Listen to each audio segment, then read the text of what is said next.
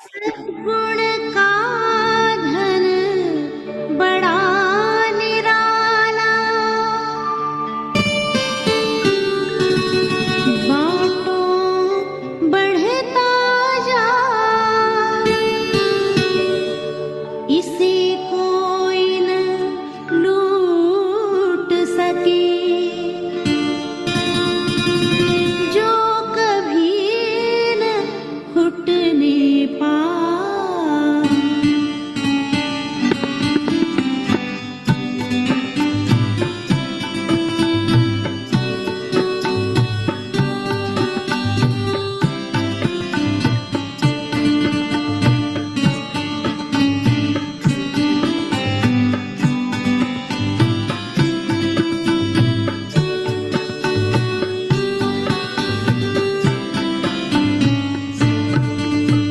दानी बनो वरदानी बनो, दानी बनो वरदानी बनो, गुणों के महादानी बनो, गुणों के महादानी बनो, प्रभु के प्यारे सबके सहारे, प्रभु के प्यारे सबके सहारे, शिव समान कल्याणी बनो, शिव समान कल्याणी बनो, दानी बनो वरदानी बनो, दानी बनो वरदानी बनो।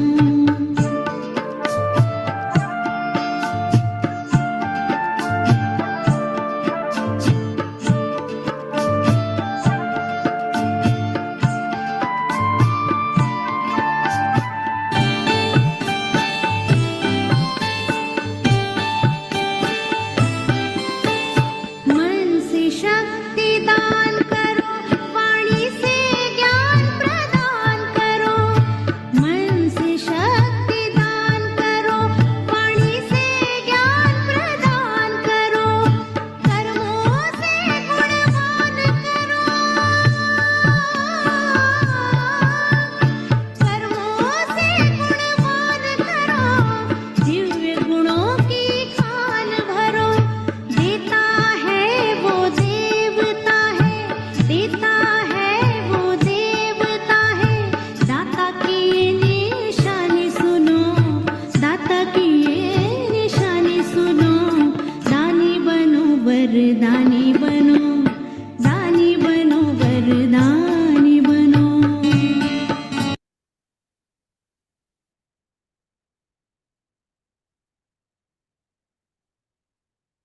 ओम शांति।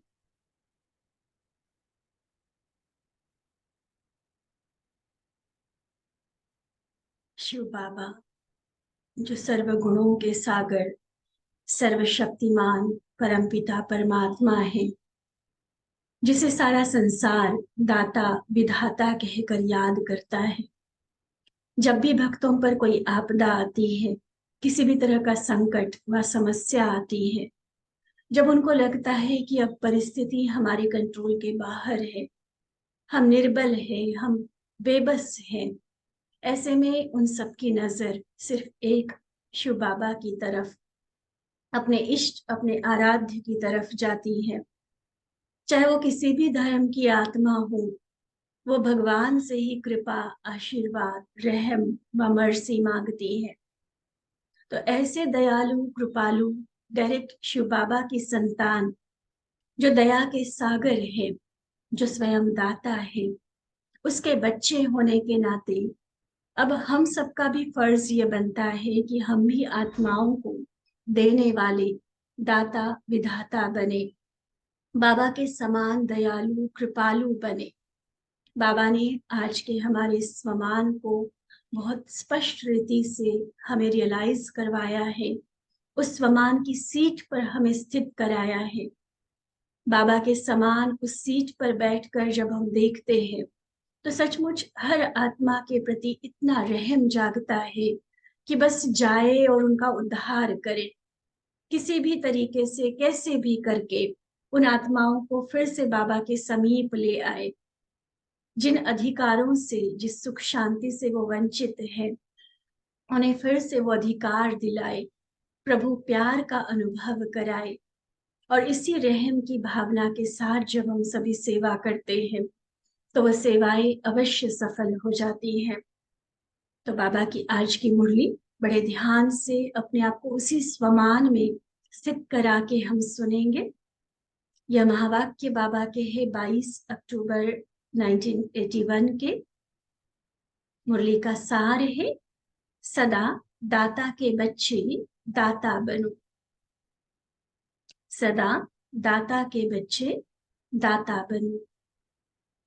तो सदा दया के सागर कृपालु शिव बाबा बोले, आज दया के सागर अपने मास्टर दया के सागर बच्चों से मिलने आए हैं।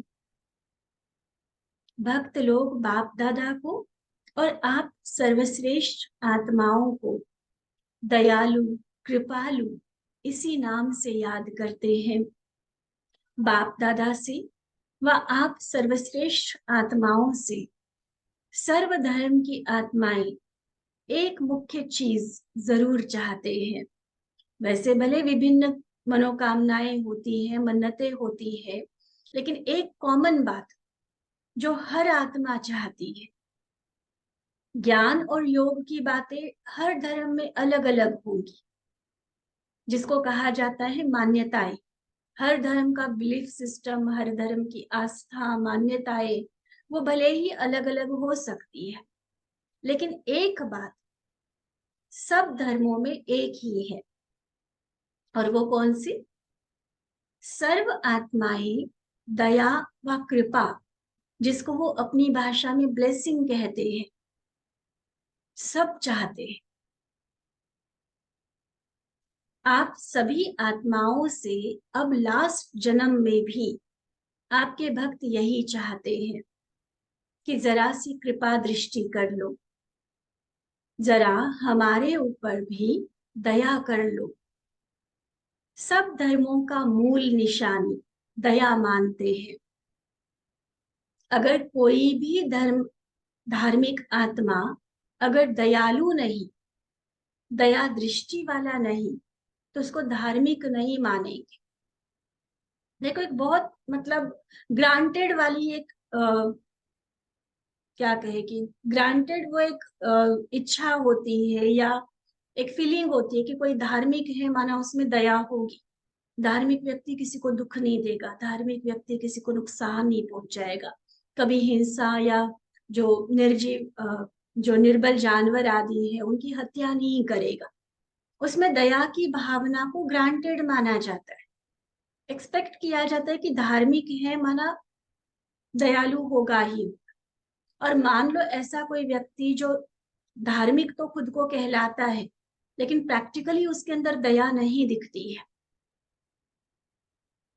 तो उसको धार्मिक सही अर्थों में नहीं माना जाता। कहेंगे दिखावे का है, पाखंडी है, बस ढोंग कर रहा है, बस असली धार्मिक नहीं है बोलेंगे उसको।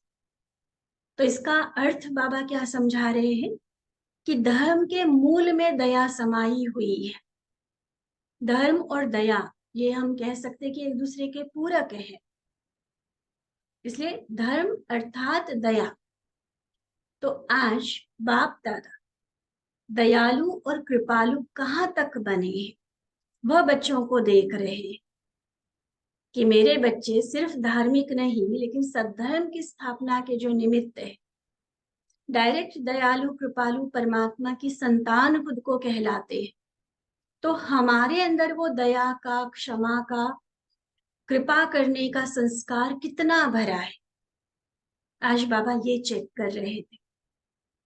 तो बाबा चेक कर रहे हैं तो हम भी बाबा की नजरों से खुद को देखें। सारे दिन में जितने लोगों के व्यवहार में हम आते, प्रकृति में पशु पंछियों के साथ व्यवहार में आते, सचमुच वो दया की भावना कितना रहती है। भक्त आत्माएं इतना पुकार रही है, दुखी अशांत आत्माएं इतना तड़फ रही है, क्या उनके ऊपर दया आती है? अगर दया आती तो आराम से घरों में नहीं बैठते। सेवा किए बिना रह नहीं सकती ऐसी आत्मा जिसके अंदर सच में दया जागेगी। अभी भी ना तो बाबा से पूरा कुछ लिया है और इसलिए वो देने का भी इतना मन नहीं करता है। देने का मन करे और फिर भी घर में बैठा रहे, ये नहीं होगा। चलो किसी किसी को बंधन है, जेन्युइन रीजंस होते हैं, ऐसे कारण होते हैं जो सच में उसको टाल नहीं सकते हैं, लेकिन रेयर होती है ऐसी आत्मा। मेजॉरिटी देखा जाता है कि अपनी ही रहम की भावना, दया की भावना कम है, इसलिए वो सेवा के मैदान में नहीं निकलते। चलो बाकी सेवाएं छोड़ो, मनसा सेवा में भी उस लगन से सेवा नहीं होती है, क्योंकि वो रहम नहीं है। बस अपना खाता पूरा हो गया, बाबा से हमें सुख शांति मिल गई, इसी में अपना बेड़ा पार समझते। तो वो तो बाबा ने हमारे लिए अपना कर्तव्य निभाया, हमें संदेश देने वाले ने अपना फर्ज निभाया, लेकिन अब मेरा जो फर्ज बनता है आगे संदेश देने का, अभी तक जो आत्माएं बाबा से बिछड़ी हुई है उनको कौन मिलाएगा बाबा से? क्या हमारा वो फर्ज, हमारा वो कर्तव्य नहीं बनता? क्या वो हमारे कुछ नहीं लगते हैं जो तड़फ रहे हैं, दुखी अशांत आत्माएं हैं? तो रहम की भावना जब जागेगी ना, तो सेवा के बिना नहीं रह सकेगी। इसलिए बाबा चेक कर रहे कि सचमुच कितना दयालु कृपालु बने। सिर्फ ये स्वमान लेने की बात नहीं है, प्रैक्टिकल स्वरूप हम कितना बने। सभी ब्राह्मण आत्माएं अपने को आदि सनातन प्राचीन धर्म की श्रेष्ठ आत्माएं अर्थात धर्मात्मा मानते ही हो। तो हे धर्मात्माएं, देखो आज बाबा भी आवाहन कर रहा है, हे धर्मात्माएं, आप सबका पहला धर्म अर्थात धारणा है ही स्वयं के प्रति, ब्राह्मण परिवार के प्रति और विश्व की सर्व आत्माओं के प्रति दया भाव और कृपा दृष्टि। स्वयं के प्रति, ब्राह्मण परिवार के प्रति और विश्व की सर्व आत्माओं के प्रति दया भाव और कृपा दृष्टि। देखो लास्ट ईयर जो हमने सबने दया और करुणा वर्ष मनाया, इसमें इन तीनों बातों पर बहुत सुंदर रीति से हमारे महारथी भाई बहनों द्वारा प्रकाश डाला गया कि स्वयं पर दया का अर्थ क्या है, ब्राह्मण परिवार में दया का मतलब क्या है, और जब हम कहते हैं कि पूरे विश्व की आत्माओं पर दया, तो उसका भाव क्या होता है। सुनिए ना क्लासेस हम सब ने, बड़े बड़े प्रोग्राम्स में भी ये बताया गया और ब्राह्मणों की क्लासेस में भी इसका एक्सप्लेनेशन दिया गया। तो ये बाबा के ही अव्यक्त वाणी से ये देखो साल का वर्ष का टाइटल निकाला गया था। बाबा ये हमें देखना चाहते हैं दयालु कृपालु स्वरूप में, और दया में भी 3 प्रकार की दया बाबा ने बताई, स्वयं के प्रति, ब्राह्मण परिवार के प्रति और विश्व की सर्व आत्माओं के प्रति। तो अपने आप से पूछो कि सदा दया की भावना और कृपा दृष्टि सर्व के प्रति रहती है व नंबरवार रहती है। दया भाव व कृपा दृष्टि किस पर करनी होती है, किस पर करते हैं? दया व कृपा किस पर की जाती है? जो कमजोर आत्मा है, अप्राप्त आत्मा है, किसी न किसी बात के वशीभूत आत्मा है, तो ऐसी आत्माएं दया व कृपा की इच्छा रखती है, व उनकी इच्छा न भी हो तो भी आप दाता के बच्चे उन आत्माओं को शुभ इच्छा से देने वाले हो। कई बार नरक के दुखों को ही वो आत्माएं सुख समझती है, इसलिए असली सुख चाहिए भी, ये भी उनके मन में संकल्प नहीं उठता है। लेकिन हम जो दयालु कृपालु आत्माएं जो चाह रही है उनको, और जो नहीं चाह रहे अभी तक, जिन्होंने रियलाइज नहीं किया है, उनके प्रति भी शुभ कामना शुभ भावना रखकर उनके ऊपर भी दया करने वाले बाबा हमारा वो स्वरूप देख रहे हैं। देखो सारे दिन में जिन भी आत्माओं के संपर्क में आते हो, अब करना गिनती, चलो घर में रहने वाली माताएं शायद थोड़ा कम आत्माओं के संपर्क में आते होंगे, लेकिन जो बाहर निकलते हैं, जॉब करते हैं, दुकान संभालते हैं, स्टडी करते हैं, ट्रैवल करते हैं तब कितनी सारी आत्माएं आती है देखो हमारे संपर्क में। तो दिन भर रूटीन का भी देखो और एक्स्ट्रा जब भी आती है तब भी देखो कि आज सारे दिन में जितनी आत्माएं मेरे संपर्क में आई, चाहे ज्ञानी चाहे अज्ञानी, सबके प्रति यही दृष्टि रहती है कि इसका भी भला हो, इसका भी कल्याण हो, ये भी बाबा का बच्चा बन जाए, इसको भी बाबा का प्यार मिले, सुख शांति का अधिकार मिले। क्या इतनी शुभ भावना हर आत्मा के प्रति, वो दया की भावना रहती है। वह दूसरी दूसरी दृष्टि रहती है, ये ऐसा वो वैसा, देखो उसने ऐसा किया, इसको ऐसा नहीं करना चाहिए था। क्या भावना, क्या दृष्टि रहती है। बाबा तो कहते चाहे कैसा भी संस्कार वाला हो, लेकिन आपकी दया व कृपा की भावना व दृष्टि पत्थर को भी पानी कर सकती है। इतनी पावर है दया में। पत्थर अर्थात कड़े ते कड़ा संस्कार, उसके चाहने से भी जो बदल नहीं रहा है, ऐसे कड़े संस्कार को भी बदलने की शक्ति हमारी दया में है, हमारी कृपा में है। अपोजिशन वाले अपनी पोजीशन में टिक सकते हैं, स्वभाव के टक्कर खाने वाले ठाकुर बन सकते हैं। क्रोध अग्नि योग ज्वाला बना सकते हैं। अनेक जन्मों के कड़े हिसाब किताब सेकंड में समाप्त हो, नया संबंध जुड़ जाएगा।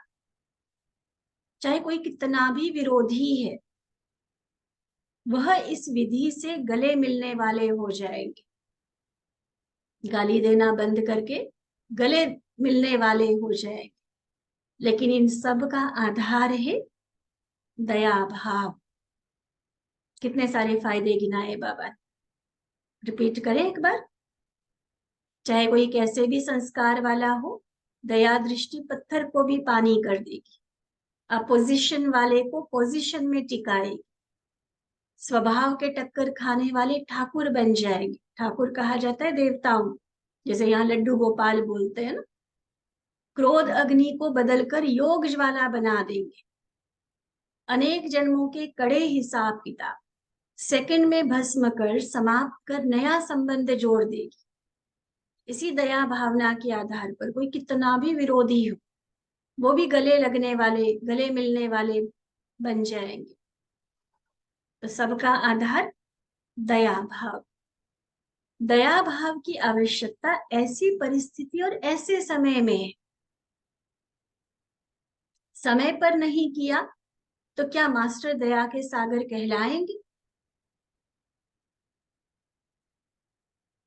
देखो, ऐसी ऐसी परिस्थितियां जब आती है, स्वभाव की टकराव हो रहा है, स्वभाव मिलन है और मैं किसी के लिए शुभकामना रखती हूँ, वो बड़ी बात नहीं है। जिस आत्मा के साथ मेरा टकराव हो रहा है, खास उस आत्मा के लिए दुआ देकर देखो, उसके लिए दया भावना रख के देखो। कोई मेरे जैसे ही संस्कार वाला है, मेरी उसकी पसंद एक जैसी है, हमारे मतें मिलती है, तो उसके लिए मैं बड़ा अच्छा अच्छा सोच के चल रही हूँ। उसमें दया नहीं कहा जाता, वो तो स्नेह से चल रहे हैं आपस में। लेकिन जब वो संस्कार नहीं मिल रहे हैं, बहुत कड़ा किसी आत्मा का संस्कार है, टकराव हो रहा है स्वभाव संस्कारों का, स्वभाव का मतभेद हो रहे हैं आपस में, कोई विरोधी बनकर सामने आ रहा है, सेवाओं में पुरुषार्थ में बाधा डाल रहा है, किसी न किसी विकार के वशीभूत होकर वो कोई ना कोई ऐसा कर्म कर रहा है, चाहे हमें नुकसान नहीं पहुंच रहा लेकिन उसका कर्म खाता तो बिगड़ रहा है। तो ऐसे में ऐसी आत्माओं के लिए दया भाव रखना ये आवश्यक हो जाता है। अगर उस समय हम दया भाव नहीं रख पाए, उस समय कोई दूसरी दूसरी भावनाएं जाग रही है, तो फिर उसको दया का सागर तो नहीं कहा जाएगा। बाबा कहते जो दया का सागर है, जिसमें दया भाव होगा, वह सदा निराकारी, निर्विकारी और निरहंकारी होगा। मनसा निराकारी, वाचा निर्विकारी और कर्मणा निरहंकारी। वाचा निराकारी, सॉरी, मनसा निराकारी, वाचा निर्विकारी और कर्मणा निरहंकारी। इसको कहा जाता है दयालु और कृपालु आत्मा। तो हे दया से भरपूर भंडार आत्माएं, फिर आवाहन कर रहे बाबा। पहले क्या बोला था? हे धर्मात्माएं। अब बाबा कह रहे हे दया से भरपूर भंडार आत्माएं, समय पर किसी आत्मा के प्रति दया भाव की अंजलि भी नहीं दे सकते हो। सागर हो, भंडार हो, और क्या किसी आत्मा को अंजलि जितना भी नहीं दे सकते हो? भरपूर भंडार से अंजलि दे दो तो ब्राह्मण परिवार की सारी समस्याएं समाप्त हो जाए। ये प्रयोग करने वाला महावाक्य है बाबा का। कई बार हम दुनिया वालों की तो बात छोड़ो, आपस में एक दूसरे के स्वभाव संस्कार से बड़े परेशान हो जाते हैं, आपस में एक दूसरे के विरोधी बन जाते हैं। और बाबा आज क्या कह रहे हैं? मास्टर दया के सागर हो, दया के भरपूर भंडार हो, अगर अंजलि अंजलि भी एक दूसरे को दया भाव देना सीख जाओ। किसी ने गलती की, बड़े दिल वाले बनकर माफ कर दो, संभालो उसको, दया कर दो उस पर, और इतनी पावर दो उसको कि उसका वो संस्कार भी बदल जाए। ऐसे दया करने वाले बनो, बाबा कहते फिर ब्राह्मण परिवार की समस्याएं ही सारी समाप्त हो जाए। क्योंकि संस्कार तो आप सबके अनादि आदि अविनाशी दातापन के हैं। देवता अर्थात देने वाला, संगम पर मास्टर दाता हो, आधा कल्प देवता देने वाले हो, और द्वापर युग से आपके जड़ चित्र देने वाले देवता कहलाते हैं। देखो, वर्तमान, फिर आदि, जो सतयुग त्रेता युग में चैतन्य देवता होंगे, और द्वापर कलयुग में हमारे जड़ चित्र देवता के रूप में पूजे जाएंगे। अभी तो है ही मास्टर दाता। तो सारे कल्प के संस्कार ही दातापन के हैं। ऐसे दातापन के संस्कार वाली हे संपन्न आत्माएं, कितना आज अंदर से जैसे बाबा जगा रहा है हमारे वो दया भाव। दातापन के संस्कार वाली हे संपन्न आत्माएं, समय पर क्यों नहीं दाता बनते? क्यों उस टाइम हमारी भावना चेंज हो जाती है? लेने की भावना दाता के बच्चे कर नहीं सकते। यह दे तो मैं दूं, यह देवता नहीं, ये तो लेवता हो गए। तो लेवता हो क्या? बाबा ने कभी बोला मनुष्य से लेवता बनना है? मनुष्य तो होता ही लेने वाला है। लक्ष्य दिया है देवता बनने का। कितने फकुर से, कितने नाज, कितने नशे से हम कहते हैं कि हम तो देवता बनने वाले हैं, हम तो है ही देवकुल की आत्माएं। तो जब देवता हो तो लेने की इच्छा क्यों रखते हो? ये ऐसा करे तो मैं ऐसा करूं, वो बदले तो मैं बदलूं, ये दे तो मैं दूं। ये तो लेने वाले हो गए। तो बाबा पूछते कौन सी आत्माएं हो, देवता हो या लेवता? बताओ सभी, जवाब लिखो कमेंट में। देवता हो या लेवता हो? बाबा ने तो बोल दिया मास्टर दाता अभी हो, सतयुग त्रेता के देवता हो, द्वापर कलयुग के जड़ यादगार वाले देवता हो। लेकिन क्या सच में खुद को स्वीकार हो रहा है? और अगर हम कह रहे कि हम देवता है, तो देवता वाली क्वालिटी दिखाओ। हे इच्छा मात्रम अविद्या आत्माएं, अल्पकाल की इच्छा की खातिर देवता के बजाय लेवता नहीं बनो। देते जाओ, देते जाओ, देते हुए गिनती नहीं करो। मैंने 10 बार दिया, मैंने 20 बार दिया, उसने तो एक बार भी नहीं दिया। क्यों गिनती करते हो? मैंने इतना किया, इसने नहीं किया।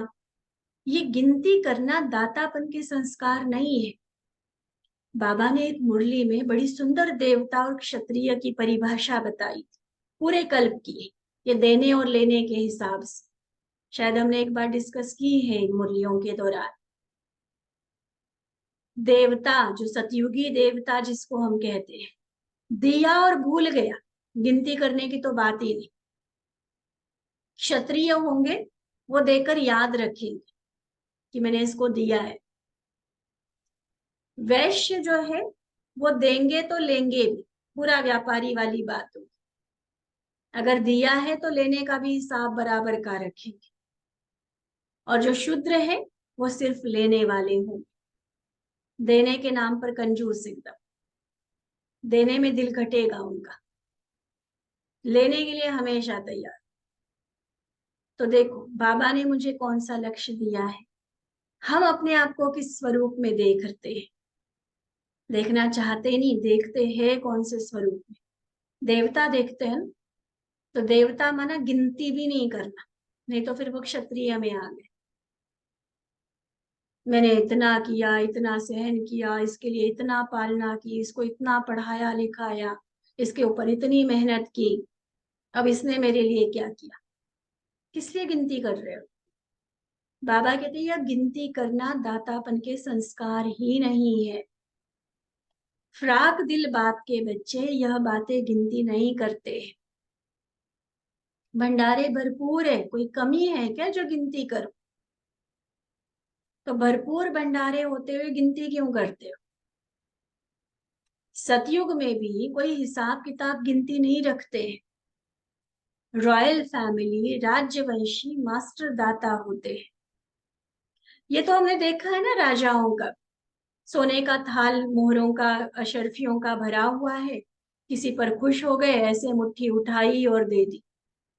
गिनती थोड़ी करते कि मुट्ठी में मेरे 10 अशर्फियां आई है या 20 आई है। तो जब द्वापर कलयुग के राजाओं में भी ये संस्कार हमने देखा है, बिना गिनती के दे रहे हैं। और हम तो सतयुग वाले सूर्यवंशी देवता, डायरेक्ट दाता की संतान। हम किसी के लिए कोई एहसान करते, किसी की सेवा करते, चाहे यज्ञ में करते, चाहे इंडिविजुअल किसी के लिए करते, परिवार में लौकिक में करते या अलौकिक में करते, हम गिनती क्यों करते। बाबा तो गिनती नहीं करता, और ना ही देवताओं का संस्कार बाबा बता रहे गिनती करने का। स्थूल चीजों की बात नहीं चल रही है यहाँ पर, क्लियर है ना सबको। जो भी हम आत्मिक रीति से स्नेह देते, सहयोग देते, किसी को सेवाएं करते हैं, तो उसमें गिनती नहीं करो। अखुट भंडार के मालिक देते जाओ, फ्राक दिल बनो, उदार चित्त बनो, इस तंग दिल नहीं। बाबा इसलिए समझा रहे, रॉयल फैमिली, राज्यवंशी, मास्टर दाता होते हैं।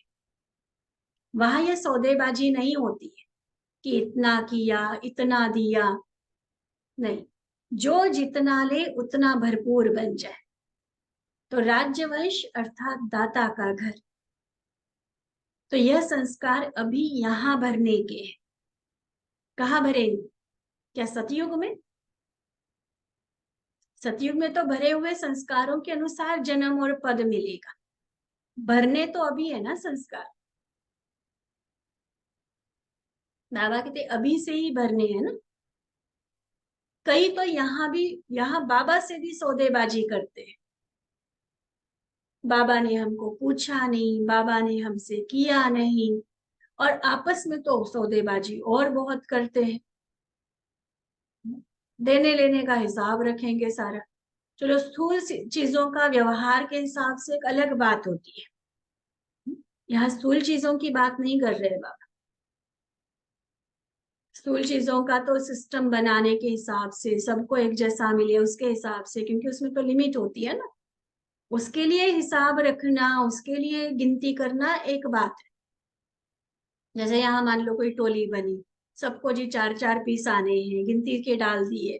क्यों डाले, ताकि सबको मिल जाए। ऐसा नहीं कि पहले वाले को 10 दे दी और लास्ट वाले के लिए 1-2 भी नहीं बचे। तो जहाँ लिमिट है वहां गिनती करनी पड़ती है। लेकिन यहाँ बाबा बात कर रहे हैं आध्यात्मिक खजानों की, दया की, कृपा की, प्यार की, शांति की, हिम्मत की, सहयोग की। अब ये तो बाबा ने भरपूर भंडार दिए हैं हमारे पास, तो उसको देने में गिनती क्यों करते हो? उसको देने में कंजूस क्यों बनते हो? फ्राक दिल बनकर देते जाओ ना। सौदेबाजी की भी क्या जरूरत है कि मैंने उसको इतना दिया तो वो मुझे इतना दे। मेरा कोई कम हो रहा है उसको देने से?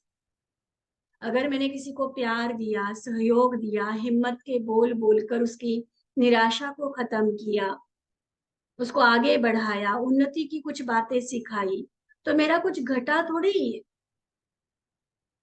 मेरा खजाना कोई कम हुआ क्या? नहीं, इस रूहानी खजाने की विशेषता ही ये है कि जितना दोगे उतना बढ़ेगा। तो मैं किसी को 1 दे रहा हूं और उसके बदले में बाबा मुझे 10 दे रहा है, तो जिसको दिया उससे लेने की उम्मीद ही क्यों रखते हैं? जरूरत ही क्या है मुझे उससे वापस लेने की? क्योंकि उसको 1 देने के कारण मेरे तो और फायदे में जा रहा हूं। सुना? तो फायदे फायदे का सौदा है तो दूसरी सौदेबाजी में नहीं जा, गिनती विनती के हिसाब में नहीं जा। बाबा ये समझा रहे, शहनशाह बन, दाता के बच्चे दाता बन।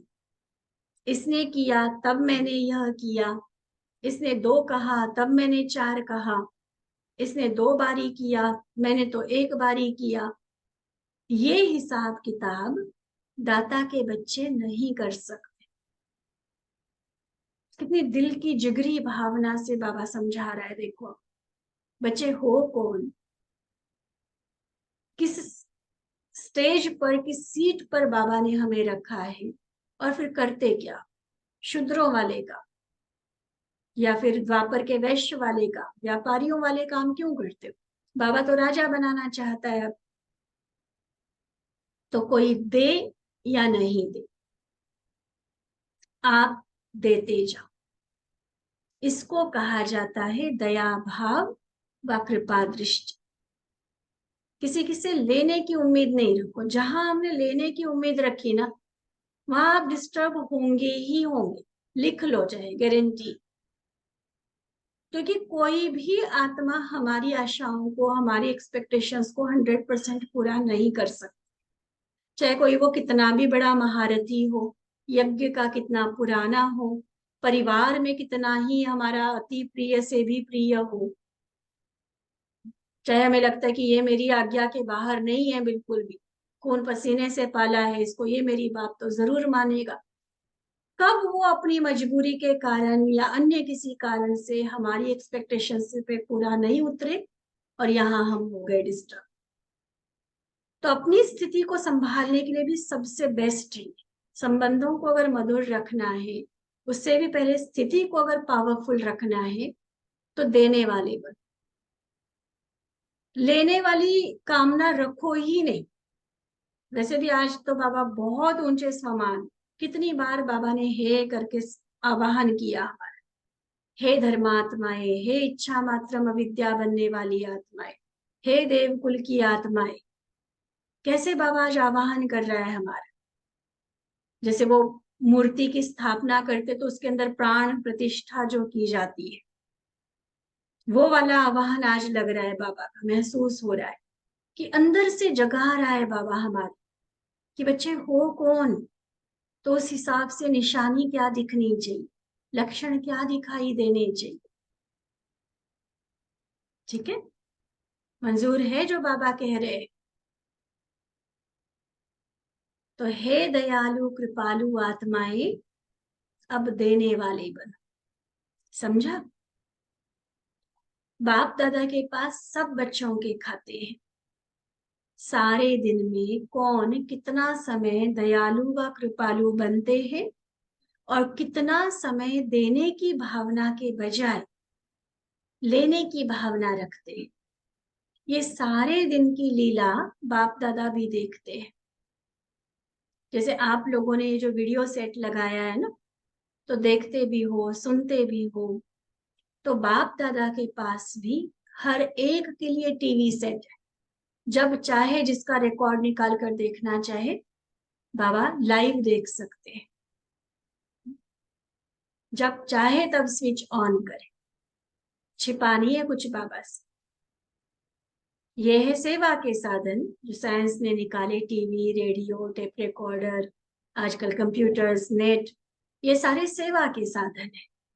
और वह है जो बाबा के पास जो टीवी सेट है, वह है बाप बच्चों के हालचाल का साधन। बच्चों का सारा दिल का हालचाल, स्थिति का हालचाल बाबा के पास पहुंचता है। कितना टाइम देने वाले बनते, कितना टाइम लेने वाले बनते। वैसे तो अंत में ये सब साधन तो समाप्त हो जाएंगे। साइंस के साधन जब लाइट ही नहीं होगी तो क्या काम करेंगे। ये वीडियो नहीं काम में आएगा, लेकिन विल पावर का सेट काम में आएगा। वीडियो सेट नहीं, विल पावर का सेट काम में आएगा। लेकिन साइंस वाले बच्चों ने जो इतना समय, एनर्जी, मनी सब खर्च करके लगाया है, साधन बनाया है, तो बच्चों की मेहनत बाबा की सेवा में लग रही है। कई बार बाबा कहते ना कि ये साइंस के साधन बच्चे आपके लिए तो बने। तो ये सब अगर बाबा के उन साइंटिस्ट बच्चों ने, वैज्ञानिकों ने अगर मेहनत, टाइम, एनर्जी सब कुछ अपना लगा के कुछ साधन बनाए, तो बाबा भी उनको सेवा में यूज कर रहे हैं। तो बाप बच्चों की मेहनत देख खुश होते हैं कि सेवा के साधन अच्छे बनाए हैं। फिर भी है तो बच्चे ना, साइंटिस्ट भी है तो भी है तो बाबा के बच्चे। तो बाप बच्चों की इन्वेंशन देख खुश तो होंगे ना। जिस भी कार्य में लगे हुए हैं उसी कार्य में सफलता पा रहे हैं, चाहे अल्पकाल की हो, लेकिन सफलता तो है ना।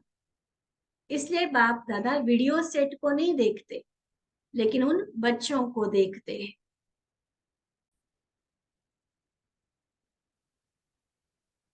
तो बाबा समझाते, इस वीडियो सेट जिसके लिए बाबा बधाई दे रहे हैं साइंटिस्ट बच्चों को, तो इसी साधन द्वारा देश विदेश के बच्चे चारों ओर देखेंगे और सुनेंगे। तो बाप दादा भी चारों ओर के सर्व बच्चों को जो यही लगन लगाकर बैठे हैं कि आज मधुबन में क्या होगा, शरीर से भले देश व विदेश में है, लेकिन आकार रूप द्वारा मधुबन निवासी है। बाप दादा उन सभी आकारी याद स्वरूप आत्माओं को विशेष याद प्यार दे रहे हैं। देखो अब ऑनलाइन का टाइम तो तब नहीं था, ऑनलाइन साधन नहीं थे, लेकिन वीडियो रिकॉर्डिंग स्टार्ट हो गया था। तो वीडियो रिकॉर्डिंग के द्वारा डायरेक्ट वीडियो वाली मुरली पहले रिकॉर्ड होगी, एडिट होगी, फिर बच्चों के पास पहुंचेगी। वो तो एक अलग साधन हो गया। लेकिन ये सिस्टम था पहले कि बाबा की डेट्स तो पहले से पता चल जाती थी कि आज बाबा ने आना है, इस दिन की डेट है। तो भले मधुबन पहुंचने वाले तो बहुत कम होते थे, लेकिन उस समय जो देश विदेश में जहां कहीं भी सेवा केंद्र थे, चाहे कहीं रात है, चाहे कहीं अमृत वेला है, आधी रात है, दिन है, उस समय खास समय निकाल कर इंडियन टाइम के हिसाब से अपने अपने जगह पर टाइम निकाल कर कि इस टाइम बाबा का अवतरण है, पधरामणि है, तो वो योग में बैठते थे। ये तो सन 2000 के भी बाद में थोड़ा थोड़ा ऑडियो ट्रांसमिशन शुरू हो गया ऑनलाइन। तो हमें भारत वालों को सिर्फ आवाज सुनाई देती थी, वो भी पासवर्ड के साथ। सेंटर पर ही पासवर्ड मिलता था और सेंटर पर आकर फिर सुनते थे मुरली, और फिर उसके बाद वीडियो के द्वारा ऑनलाइन भी देखना शुरू कर दिया। फिर तो पीस ऑफ माइंड पे भी आने लग गया। लेकिन शुरू में, और देखा ये जाता है, हमने खुद ये अनुभव किया है कि तब जब हम बैठते थे कि बाबा मधुबन में आए हैं और हम सेंटर पर बैठ के तपस्या कर रहे हैं, एक मन की ऐसी तार बाबा के साथ जुड़ी रहती थी ना कि बाबा आ गए मधुबन में, अब बाबा मुरली सुना रहे हैं, अब बाबा को भोग खिला रहे होंगे, अब बाबा ऐसे दादियों को मिल रहे होंगे। और फिर हम आपस में चर्चा करते थे कि आपको क्या टचिंग हुआ, कि आज बाबा ने क्या बताया होगा। और फिर दूसरे दिन जब फैक्स से मुरली आती थी तो हम देखते थे कि किसकी टचिंग सही रही। तो वो लगन ही कुछ और थी, बिना साधन के भी मिलन का अनुभव और गहरा था। और अब क्या हुआ कि साधन मिल रहे तो उतनी साधना कम होती जा रही। बाबा मिलन के दिन टोटली सारा दिन अव्यक्त स्थिति में रहना, मौन में रहना, फिर बाबा का टाइम 6 बजे का है तो 4 बजे से ही जाकर तपस्या में बैठना, 6 से 10 कई बार 11-12 बजे तक बाबा होते थे नए साल शिवरात्रि आदि पर। तो उतना उतना टाइम बैठकर सेंटर पर आकर भाई बहनें तपस्या करते थे।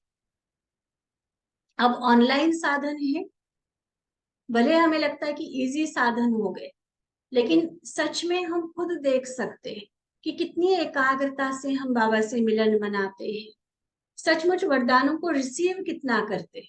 सुनना एक बात, लेकिन रिसीव कितना होता है, आत्मा में समाते कितने हैं वो वरदान, शक्ति, बाबा का ज्ञान। घर में वो माहौल हम कितना बना पाते हैं, ये हर एक अपना अपना देखे। साधन बाबा ने अपने बच्चों के द्वारा बनवाए, वो भी ड्रामा अनुसार, कुछ ऐसी आत्माओं के लिए बने जो बाबा तक नहीं पहुंच पा रही, लेकिन जो पहुंच सकते हैं वो भी साधनों को आधार बनाकर, सहारा बनाकर, अगर अलबेले हो रहे, पुरुषार्थ में ढीले हो रहे, साधना पर वो टेंशन नहीं रख रहे, तो यहाँ जरूर सावधान होने की आवश्यकता है। इसलिए देखो ये वाली मुरली में तो वही होगा ना कि अभी तो वीडियो रिकॉर्डिंग हो रहा है, लेकिन सब जगह पर पता है कि बाबा का आज का दिन है आने का। तो सब जैसे योग तपस्या में बैठे हुए हैं और बाबा उनको आकारी रूप में अपने सामने इमर्ज कर रहे हैं, उनको बाबा याद प्यार दे रहे हैं कि वो बच्चे जो भले शरीर से कहीं और है, चाहे देश में कहीं और या विदेशों में कहीं और, लेकिन उनको भी बाबा सम्मुख देखकर वो वरदान और याद प्यार दे रहे हैं। उस समय जैसे वो आत्माएं भी मधुबन निवासी है, बाबा के सम्मुख है, तो उन सभी आकारी याद स्वरूप आत्माओं विशेष याद प्यार बाबा दे रहे हैं। बाप दादा डबल देखते हैं, सिंगल नहीं, एक साकारी सभा, एक आकारी सभा, ठीक है। साकारी माना जो सचमुच फिजिकली बाबा के सामने पहुंचे हैं, और आकारी माना उस समय याद में बैठकर जो बाबा के सामने उपस्थित हुए हैं, मनसा के विमान में बैठकर बाबा के पास पहुंचे हुए, तो बाबा उनको भी नहीं भूलते, बाबा उन्हें भी याद प्यार दे रहे हैं, ठीक है। बाकी सभी के पत्रों का एक ही उत्तर है कि वे बाबा को याद करते और बाबा पदम गुना उन बच्चों को याद करते हैं। जैसे वे दिन गिन रहे हैं, वैसे बाबा हर बच्चे के गुणों की माला सदा सिमरण करते हैं। सभी बच्चों का एक ही मिलन का संकल्प है, और बाप दादा भी ऐसे मिलन मनाने वाले, संकल्प रखने वाली आत्माओं को विशेष अमृत वेले मिलन में मिलन मनाए, अमृत वेले के मिलन में मिलन मनाए रिस्पॉन्ड देते हैं, और सर्व को सेवा के प्रति विशेष संकल्प देते रहते हैं, ठीक है। अच्छा, ऐसे सदा दया भाव और कृपा दृष्टि रखने वाले, सदा देने वाले, लेने की कामना नहीं रखने वाले, इच्छा मात्रम अविद्या ऐसी स्थिति में रहने वाले, ऐसे राज्य वंश के संस्कार वाले श्रेष्ठ आत्माओं को बाप दादा का याद प्यार और नमस्ते।